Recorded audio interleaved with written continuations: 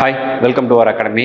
நம்ம இந்த வீடியோ என்ன பார்க்க போகிறோம்னா, லேட்டஸ்ட்டாக வந்து நம்ம இந்தியன் ஏர்ஃபோர்ஸும் இந்தியன் ஆர்மியும் சேர்ந்து defence research and development organisation ஒன்று சேர்ந்து ஒரு மிசைல் வந்து டெஸ்ட் பண்ணியிருக்காங்க. அந்த மிசைலோட பேர் வந்து ஹெலினா அப்படின்ற ஒரு மிசைல். இது வந்து ATGM அப்படின்னு சொல்லுவாங்க, ஆன்டி டேங்க் கைடட் மிசைல். ஒரு டேங்க் இருக்குன்னா அந்த டேங்க்கை நம்ம கைட் பண்ணிட்டா போதும், அந்த மிசைல் போய் டேரெக்டாக அந்த டேங்கை போய் அட்டாக் பண்ணிடும். எவ்வளோ தூரம் இருந்தாலும் போய் அட்டாக் பண்ணிடும். அதுதான் ஆன்டி டேங்க் கைடட் மிசைல் அப்படின்னு சொல்லுவாங்க.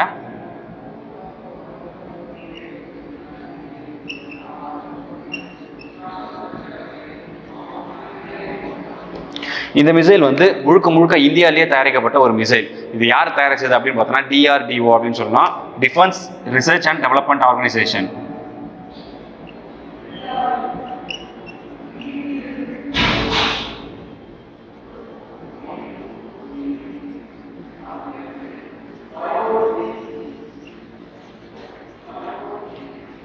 Defence research and development organisation அவங்க தயாரிச்சிருக்காங்க.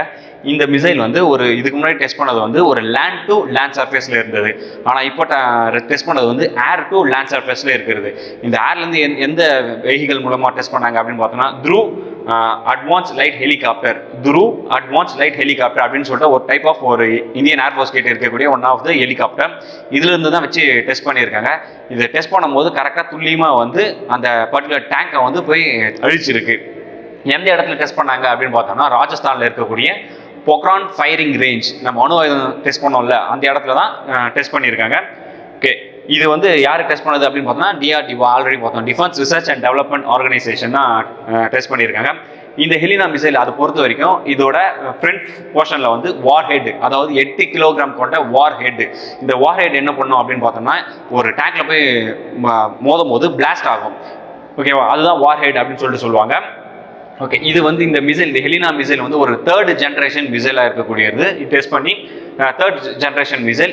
இது எந்த டெம்பரேச்சர் எந்த கிளைமேட்டாக இருந்தாலுமே துல்லியமாக போய் தாக்கக்கூடிய திறன் கொண்டது தான் இந்த ஹெலினா மிசைல். இது எதுக்காக இப்போ டெஸ்ட் பண்ணியிருக்காங்க அப்படின்னு பார்த்தோன்னா ஹை ஆல்டிடியூட் ரேஞ்ச், அதாவது ஹைட்டாக இருக்கிற ரேஞ்ச்லேருந்து கரெக்டாக போய் துல்லியமாக தாக்குதா அப்படின்றதுக்காக டெஸ்ட் பண்ணியிருக்காங்க. இதோட ரேஞ்ச் அப்படின்னு பார்த்தோம்னா கிட்டத்தட்ட 7 to 10 கிலோமீட்டர்ஸ் தூரத்துக்கு இருக்கக்கூடிய டேங்கை போய் அழிக்கும். இதோட ஸ்பீட் அப்படின்னு பார்த்தோம்னா இதுவும் 730 கிலோமீட்டர்ஸ் பர் ஹவர், ஒரு மணி நேரத்துக்கு 730 கிலோமீட்டர் வேகத்தில் போய் தாக்கக்கூடியது. இது யாருக்காக தயாரிச்சிருக்காங்க DRDO அப்படின்னு பார்த்தோம்னா இந்தியன் ஆர்மிக்காகவும், அது மட்டும் இல்லாமல் இந்தியன் ஏர்ஃபோர்ஸ், இவங்க இந்த 2 டிஃபென்ஸ் காகவும் தயாரிச்சிருக்காங்க.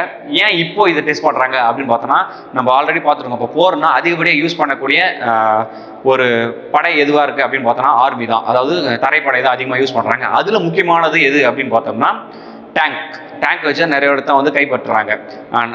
1965 பாகிஸ்தானோட ஆர்மி வந்து இந்தியாவுக்குள்ளே வரும்போதும் டேங்க் தான் யூஸ் பண்ணிருந்தாங்க.